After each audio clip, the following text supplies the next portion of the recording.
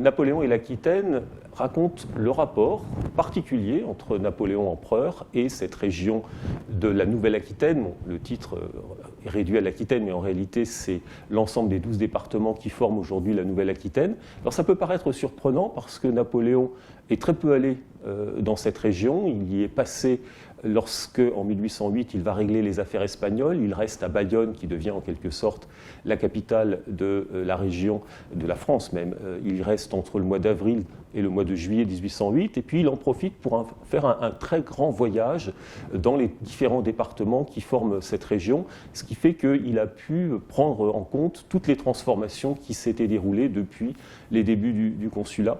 Et j'ai voulu aussi montrer quelles avaient été ces transformations, quels avaient été les hommes qui avaient appliqué les réformes de Napoléon. Puis il y a un autre épisode qui est très important pour Napoléon, c'est d'abord la campagne, enfin, ce qui se passe en 1814, lorsque les Anglais envahissent le sud-ouest, et puis surtout, à la fin de l'Empire, au moment des 100 jours, c'est par cette région, par l'île d'Aix, par Rochefort et l'île d'Aix, qu'il va se jeter dans les bras des Anglais avant de partir vers Sainte-Hélène.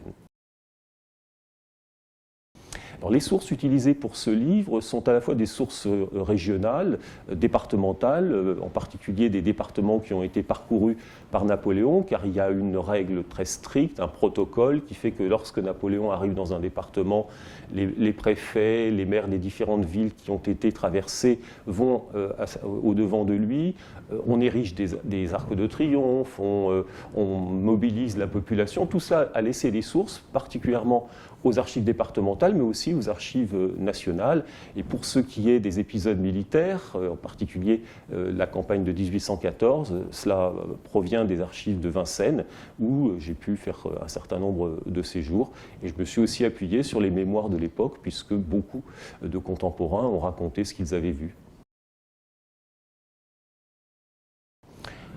Ce livre est le seul qui existe sur le sujet. Alors on pourrait se dire, Napoléon et l'Aquitaine, c'est un petit sujet. C'est aussi un petit livre, 150 pages, qui allie à la fois du texte, du récit, une centaine de pages, de l'infographie et puis des illustrations. Infographie, je veux dire par là, par exemple, la population de tous les départements, le nom des principaux administrateurs. Donc tout ça fait un ensemble qui peut à la fois servir d'instrument de travail et puis raconter une histoire également.